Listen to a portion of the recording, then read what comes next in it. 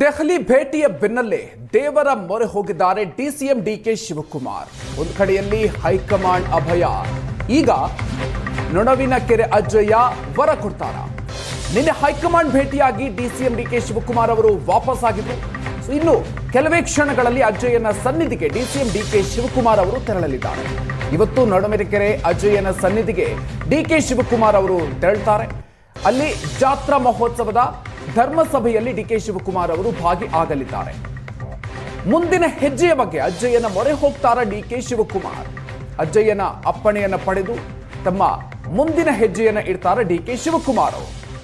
High command ಭೇಟಿಯ ಬಳಿಕವೂ ಕೂಡ ಡಿಕೆ ಶಿವಕುಮಾರ್ ಅವರಿಗೆ ಸ್ಪಷ್ಟ ಚಿತ್ರಣ ಸಿಕ್ಕಿಲ್ಲ. ತಿಪಟೂರಿನ ಅಜ್ಜಯ್ಯನ ಸನ್ನಿಧಿ ಕಾಡಸಿದ್ದೇಶ್ವರ ಮಠಕ್ಕೆ ಭೇಟಿ ಕೊಡ್ತಿದ್ದಾರೆ. ಧರ್ಮಸಭೆಯಲ್ಲಿ ಡಿಸಿಎಂ ಡಿಕೆ ಶಿವಕುಮಾರ್ ಅವರು ಭಾಗಿಯಾಗಲಿದ್ದಾರೆ. ಈಗ ಕುರ್ಚಿ ಕಿಚ್ಚಿನ ಮಧ್ಯೆ ಡಿಸಿಎಂ ಡಿಕೆ ಶಿವಕುಮಾರ್ ಅವರ ಮುಂದಿನ ನಡೆ ಸಾಕಷ್ಟು ಕುತೂಹಲಕ್ಕೆ ಕಾರಣ ಆಗಿದೆ. ಹೆಚ್ಚಿನ ಡೀಟೇಲ್ಸ್ ಕೊಡ್ತಾರೆ ನಮ್ಮ ಪ್ರತಿನಿಧಿ ಮಾರುತೇಶ್. ಇದೀಗ ನಮ್ಮ ಜೊತೆಗೆ ನೇರ ಸಂಪರ್ಕದಲ್ಲಿ ಜಾಯ್ನ್ ಆಗ್ತಾ ಇದ್ದಾರೆ. ಮಾರುತೇಶ್, ಹೈಕಮಾಂಡ್ ಭೇಟಿಯಾಗಿದೆ, ಈಗ ಮತ್ತೆ ರಾಜ್ಯಕ್ಕೆ ವಾಪಸ್ ಆಗಿದ್ದಾರೆ ಡಿಕೆ ಶಿವಕುಮಾರ್ ಅವರು. ಅವರ ಮುಂದಿನ ನಡೆ ಈಗ ಎಲ್ಲರಲ್ಲೂ ಕುತೂಹಲ ಮೂಡಿಸಿರೋದು. ಮಾರುತೇಶ್,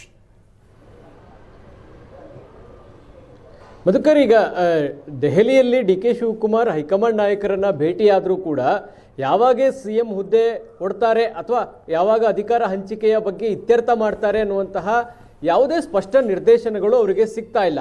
ಹೀಗಾಗಿ ಅವರ ಬಳಗದಲ್ಲೂ ಕೂಡ ಅಂತ ಉತ್ಸಾಹ ಕಾಣ್ತಾ ಇಲ್ಲ. ಡಿ ಕೆ ಶಿವಕುಮಾರ್ ಅವರನ್ನು ಬೆಂಬಲಿಸೋರ ಅಂದರೆ ಅವರ ಟೀಮ್ನಲ್ಲಿ ಗುರ್ಸ್ಕೊಂಡಿರ್ತಕ್ಕಂಥವರಲ್ಲೂ ಹೈಕಮಾಂಡ್ನ ಭೇಟಿಯಿಂದ ಯಾವುದೇ ಉತ್ಸಾಹಗಳು ಕಾಣಿಸ್ತಾ ಇಲ್ಲ.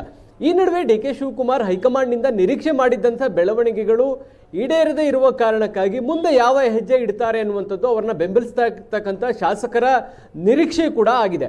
ಇದೆಲ್ಲ ಬೆಳವಣಿಗೆಗಳ ನಡುವೆ ಇವತ್ತು ನೊಣವಿನ ಕೆರೆ ಅಜ್ಜಯ್ಯನ ಮಠಕ್ಕೆ ಡಿ ಕೆ ಶಿವಕುಮಾರ್ ಭೇಟಿ ನೀಡ್ತಾ ಇರೋದು ಅತ್ಯಂತ ಕುತೂಹಲವನ್ನು ಮೂಡಿಸ್ತಾ ಇದೆ. ಯಾಕಂದರೆ ಡಿ ಕೆ ಶಿವಕುಮಾರ್ ಯಾವುದೇ ಒಂದು ಒಳ್ಳೆಯ ಕಾರ್ಯಗಳನ್ನು ಮಾಡ್ಬೋದಿರ್ಬೋದು, ಅಥವಾ ಯಾವುದೇ ಒಂದು ಶುಭ ಕಾರ್ಯಗಳನ್ನು ಮಾಡೋದಕ್ಕಿರ್ಬೋದು, ಯಾವುದೇ ಒಂದು ಕೆಲಸಕ್ಕೆ ಅವ್ರು ಕೈ ಹಾಕೋದಕ್ಕೆ ಇರ್ಬೋದು, ಇಂಥ ಯಾವುದೇ ಕಾರ್ಯಗಳಿಗೆ ಮುಂದಾಗುವಂಥ ಸಂದರ್ಭದಲ್ಲಿ ಅಜ್ಜಯ್ಯನ ಆಶೀರ್ವಾದ ಪಡೆದು, ಅಜ್ಜಯ್ಯನ ಅಪ್ಪಣೆ ಪಡೆದು ಮುಂದೆ ಹೆಜ್ಜೆ ಇಡ್ತಾ ಇರುವಂಥದ್ದನ್ನು ಅವರ ರಾಜಕೀಯ ಭವಿಷ್ಯ ಜೀವನದಲ್ಲೂ ಕೂಡ ನಾವು ನೋಡಿದ್ದೀವಿ.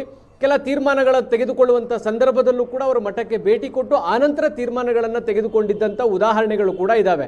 ಹೀಗಾಗಿ ದೆಹಲಿಯ ಭೇಟಿಯ ಬಳಿಕ ಡಿ ಕೆ ಶಿವಕುಮಾರ್ ಅವರಿಗೆ ಒಂದು ಸ್ಪಷ್ಟ ಚಿತ್ರಣ ಸಿಗದೇ ಇರುವ ಕಾರಣಕ್ಕಾಗಿ ಅಜ್ಜಯ್ಯನ ಮೊರೆ ಹೋಗ್ತಾ ಇರುವುದು ಈಗ ಕುತೂಹಲ ಮೂಡಿಸಿದೆ. ಅಜ್ಜಯ್ಯ ಅವರ ಭೇಟಿಯ ಬಳಿಕ, ಅಂದರೆ ಮಠಕ್ಕೆ ಭೇಟಿಯ ಬಳಿಕ ಡಿ ಕೆ ಶಿವಕುಮಾರ್ ಅವರಿಗೆ ಅಲ್ಲಿ ಯಾವ ರೀತಿಯಾದಂಥ ಸ್ಪಷ್ಟ ಭರವಸೆಗಳು ಸಿಗುತ್ತೋ, ಅಥವಾ ಅಲ್ಲಿ ಏನು ಅಜ್ಜಯ್ಯನ ಮಠದಲ್ಲಿ ಅವ್ರು ಏನು ಕೋರಿಕೆಯನ್ನು ಮಾಡ್ಕೊಳ್ತಾರೆ ಅದಕ್ಕೆ ಯಾವ ರೀತಿಯಾದಂಥ ಉತ್ತರ ಸಿಗುತ್ತೆ.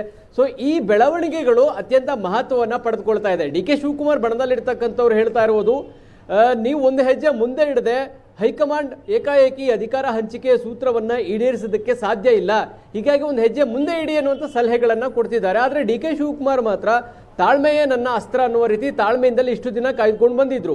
ಆದರೆ ಬಜೆಟ್ ಸೆಷನ್ಗೂ ಮುಂಚೆ ಒಂದಷ್ಟು ಬೆಳವಣಿಗೆಗಳು ನಡೆದು ಒಂದು ಇತ್ಯರ್ಥ ಆಗ್ಬೋದು ಅನ್ನುವಂಥ ನಿರೀಕ್ಷೆ ಡಿ ಕೆ ಶಿವಕುಮಾರ್ಗೂ ಇತ್ತು ಮತ್ತು ಅವ್ರನ್ನ ಬೆಂಬಲಿಸುವಂಥ ಶಾಸಕರಿಗೂ ಇತ್ತು.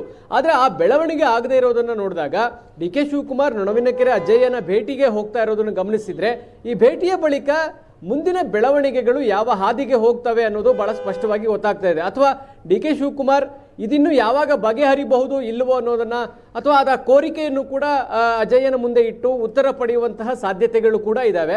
ಆ ಹಿನ್ನೆಲೆಯಲ್ಲಿ ನೊಣವಿನ ಕೆರೆ ಅಜ್ಜಯ್ಯನ ಮಠಕ್ಕೆ ಭೇಟಿ ಕೊಡ್ತಾ ಇರೋದು ಮಹತ್ವವನ್ನು ಪಡೆದುಕೊಳ್ತಾ ಇದೆ. Madhukar, okay, thank you Marutesh ಡೀಟೇಲ್ಸ್ಗೆ.